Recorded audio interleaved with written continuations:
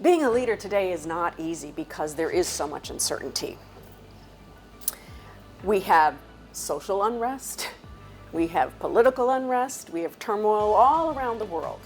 What else would you add to this list of challenges that makes our life uncertain as leaders?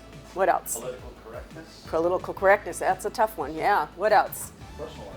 Personal life, absolutely. Trying to balance, is there such a thing? I don't know. It's not 50-50. It's not 50-50, you're 100% right. How do you figure all that out when you can't even see the road ahead? Resilience, whew. Do you ever get tired of being resilient? I was just having a conversation with some other keynote speakers and we were all saying, yeah, man, sometimes we're just tired of constantly having to pick ourselves up. It is exhausting sometimes, and that's okay. What? Especially these days. Yes, it is, and we have so many things, all those challenges we talked about, we constantly have to be resilient to all of them. You've probably heard some people say, oh, he or she is a born leader. Well, guess what? Nobody is born knowing how to lead. We learn how to lead. We learn from our culture, we learn from our environment, we learn from our teachers, we learn from our parents, we learn in all kinds of different ways. And I believe that requires a number of things, including having a positive attitude. I can't say that enough. It is about optimism. It is about thinking positively, being a source of inspiration. Yes, you have to be realistic to what's going on, but you can still have a positive energy about it. How you deal with problems will make all the difference in the world, and how you are perceived by your team.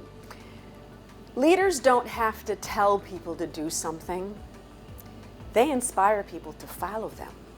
They're motivated to follow them. And as leaders, you are serving as a role model. You exemplify behaviors and characteristics.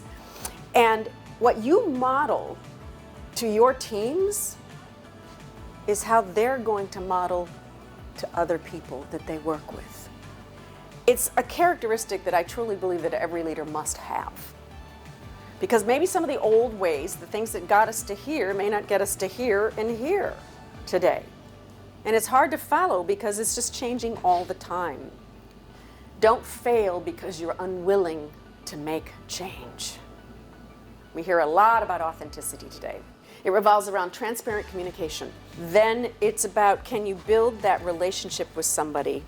And it's based on trust because of that transparent communication. Consistency in your behavior and in your actions. Adaptability, we've talked about this over and over again. Can you be flexible? And then embracing vulnerability. And I do believe that there is a difference between being authentic and being vulnerable. Authenticity is being true to your core values. There's never a question about what you stand for. Vulnerability, on the other hand, it's not about wearing your heart on your sleeve for everybody to see. It's sharing your stories with the people who've earned the right to hear them. IQ is not enough, folks. EQ also matters, and how well you do in your life is determined by both. In fact, psychologists say, I find this fascinating, that your success when it comes to your IQ is only about 10 to 20% of the time.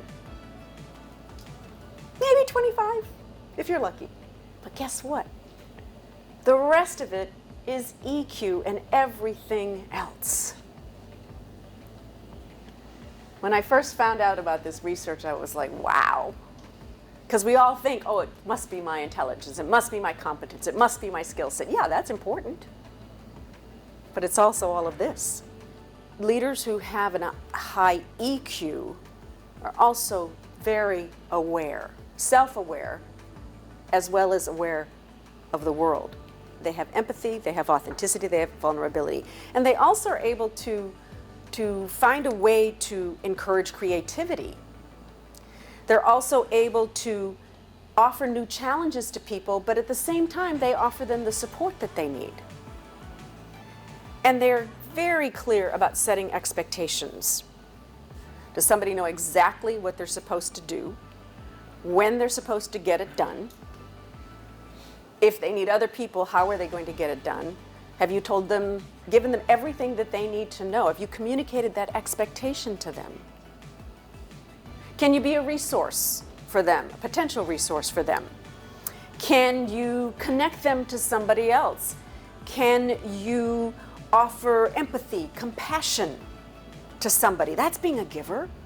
Being a connector, the most successful people in business are the ones who are the most connected. They really are. Because great leaders have deep connections with people. This is about relationships. Do you know how much about the people you work with, their families, their kids? Your actions speak louder than your words. And this is something that I find so many people struggle with, that their actions and their words are not in sync. And when that happens, it's like red flag. It's not about whether people like you or not.